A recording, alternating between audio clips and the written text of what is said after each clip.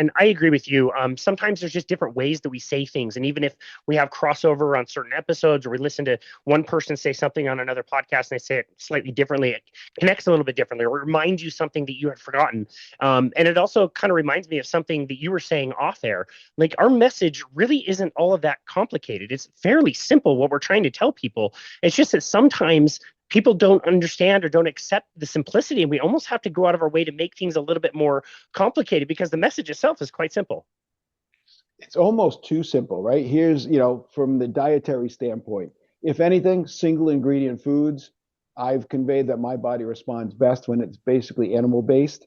But yet you can make better choices. Don't have multiple ingredients in your food, or the best you can. Two, with chiropractic or natural healthcare in general, remove the interference or the obstruction to healing, whatever that might be. And the body is trained and designed to heal itself. Feed it what it needs, remove an interference to obstruction to healing, and guess what? Things will be better. So, okay, there's my brochure. How can you write a book about it? But people, I think, are conditioned now with so much information that it doesn't make sense to them, because it is pure and simple. Yeah. And then you have to make it harder for them to then realize, geez, I have the choice to make a simple decision, and that can have a huge impact later in life. And it's like they come back after just eliminating something from their diet, and they're like, holy cow, I feel so much better because I'm not eating that one thing, not going carnivore, not doing anything, not going to the gym 10 days a week, but I went for a walk and I removed X from my diet and I feel so much better. Great, let's move forward. Let's see how we can improve upon that. I love that. It's significant. Yeah, it is, and simple. And more than anything, I also love the fact that I'm there with you, cutting your grass on Wednesdays, and I've never once broken a sweat, my friend. I feel like I'm hardly working at all. So that's Incredible. nice. Yeah, that's really nice. I love that. Well, I do want to talk about the book and some of the concepts you write about. You did a great job keeping things very simple. And, the chapters are really short, which I really appreciate, and kind of broken down in a way that's easy to digest, pun intended. Before we get to the book and your journey in writing the book, tell us about your own health journey. It's been a while since we've had you on, and you have an interesting, kind of direction that your life took, not necessarily thinking you were going to get into chiropractic early in your career. So tell us a little bit about your experience and how you eventually got into chiropractic care. Awesome. It's been a journey. When I was about 16 or in high school, you're toying around ideas, and I really thought I wanted to be an engineer or an architect, and I really loved that. And you set up classes to do so, and you're in this trajectory of those things. And I really still enjoy designing and building things. But about 16 or 17, my folks had ended up going to a chiropractor. He had told them the message because my father had suffered from chronic pain. So he said, hey, you have a son, he's active, weightlifting and karate and martial arts. Why don't you get him checked? So I went in, and he actually spoke to me as casual as I try to speak to my people, not on that highbrow, authoritative position. Told me what chiropractic was, how it could relate to my spine, analyzed my x-rays and made some corrections. And I was like, holy cow, this makes so much sense to me. I think I could do this, and I think I would like to do that. But as an aside, growing up, I was really not healthy. I had a lot of chronic infections, chronic bacteria, strep. So my uncle was a pharmaceutical sales rep. So we always had a closet filled with the newest and greatest antibiotics. So if I had a sniffle, whoop, here comes an antibiotic. But I was always sick. I just never felt well. And then years later, once I started to get chiropractic, I had never even been sick since. So it's kind of like, wow. So, okay. So not only did I feel great, but my immune system, my body started to heal itself. So I haven't been to a medical doctor since I was 16.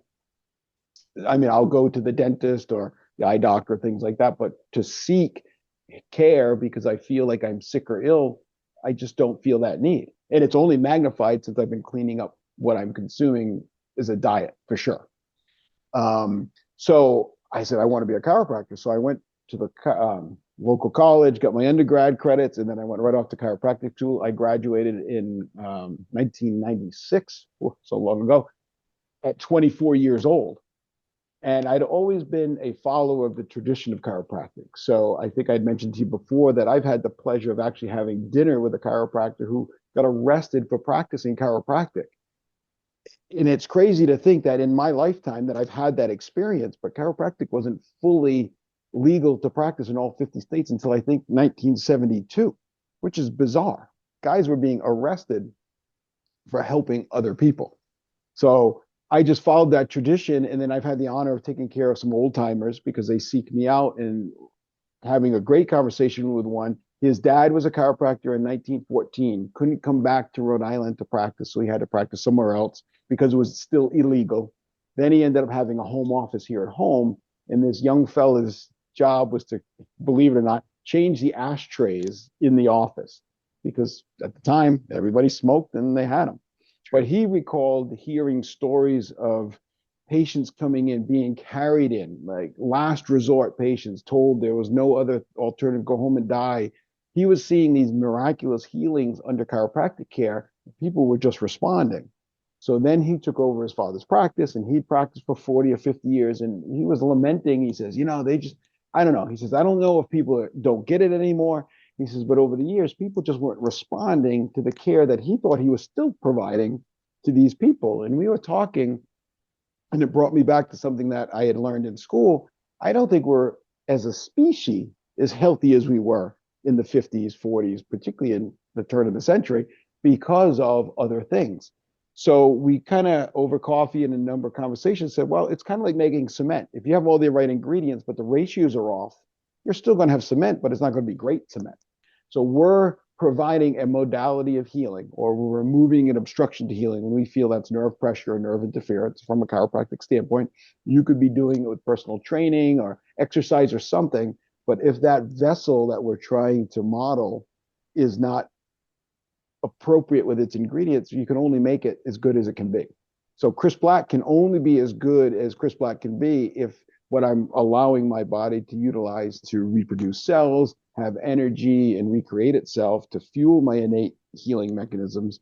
So I was like, holy cow, that makes a lot of sense. So now, geez, just recently, it's not the cholesterol, it's the inflammation, right? So all the things that we innately kind of figured out is now becoming truth because we're less healthy as a species.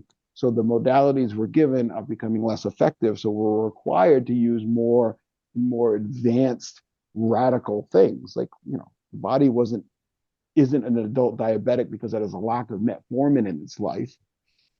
And I'm grateful that medicine is there, because when we do enough damage to our system and our body hits that limitation of matter, meaning it just can't do anymore, there are interventions to help people with that, but they stop there. They don't say, well, okay, you are now an adult diabetic. What can we do to maybe reverse that, improve that, make this more effective? So they've lost sight with that. So that has opened my up, and even conversations in the office saying, hey, you're getting these adjustments, it's not holding, you're doing some good stuff, you're inflamed, what's going on? Now that I have a better understanding of it personally, it's just helped me help my people. Yeah. And it's opened up a different thing. So that was long, but does that make sense? Yeah, it makes a lot of sense. I just read an article yesterday that came from a fairly mainstream source that was saying that C-reactive protein is a better marker to measure than LDL cholesterol when it comes to heart attacks. It's like, oh, that's a step. Okay, right. At least we're looking in the right place. I didn't agree with everything that was in the article, but it was a great step from the old message. It was an acknowledgement that the body can be inflamed. Right? Yeah. Because, if you said that to somebody 10 years ago, they'd be like, what, did you sprain an ankle? No, what do you mean? So there's an acknowledgement that the body's response to something, they're not going to acknowledge it at seed oils and sugars and stuff like that because they're not going to go there. But at least there's something that they're saying, well, something's inflamed. Okay. So now people might not be as scared of the cholesterol. So then they'll be open now for the conversations that we have on a day-to-day basis. And I think it's coming. And I think you can't hide our ancestral history. I just think it's you just can't do it. They're trying and they have tried. But I just think they can't because it's the truth. People respond when they eat better foods.